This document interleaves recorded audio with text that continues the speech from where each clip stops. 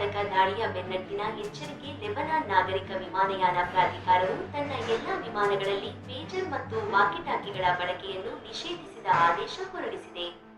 ಈ ನಿರ್ಧಾರವು ಲೆಬನಾನ್ ಹಾಗೂ ಸಿರಿಯಾದಲ್ಲಿ ನಡೆದ ಪೇಜರ್ಗಳ ಸ್ಫೋಟದ ದುರಂತದ ಬೆನ್ನಲ್ಲಿಯಾಗಿದೆ. ಇದರಲ್ಲಿ 12ಕ್ಕೂ ಹೆಚ್ಚು ಜನರು ಮೃತಪಟ್ಟಿದ್ದು 3,000ಕ್ಕೂ ಹೆಚ್ಚು ಜನ ಗಾಯಗೊಂಡಿದ್ದಾರೆ. ಈ ದುರಂತದ ನಂತರ ಬೈರೂಟ್ನ ಹರಿರಿ ಅಂತಾರಾಷ್ಟ್ರೀಯ ವಿಮಾನ ನಿಲ್ದಾಣದಿಂದ ಹೊರಡುವ ಎಲ್ಲಾ ವಿಮಾನಗಳಲ್ಲಿ ಪೇಜರ್ ಮತ್ತು ವಾಕಿಟಾಕಿಗಳನ್ನು ಕೊಂಡೊಯ್ಯುವಂತಿಲ್ಲ ಎಂದು ಸ್ಪಷ್ಟ ಸೂಚನೆ ನೀಡಲಾಗಿದೆ. ಲೆಬನಾನ್ ಸರ್ಕಾರವು ಭದ್ರತೆಯ ಹೆಸರಿನಲ್ಲಿ ಈ ಕ್ರಮವನ್ನು ಕೈಗೊಂಡಿದ್ದು, ಯಾವುದೇ ಶಂಕಿತ ಸಾಧನಗಳ ಬಳಕೆಯನ್ನು ಕಟ್ಟುನಿಟ್ಟಾಗಿ ತಡೆಯಲು ಈ ನಿರ್ಧಾರವು ಎಚ್ಚರಿಕೆಯಾಗಿದೆ. ಹಿಜ್ಬುಲ್ಲಾ ಮತ್ತು ಇಸ್ರೇಲ್ ನಡುವೆ ಉದ್ರಿಕ್ತತೆ ಹೆಚ್ಚಳ.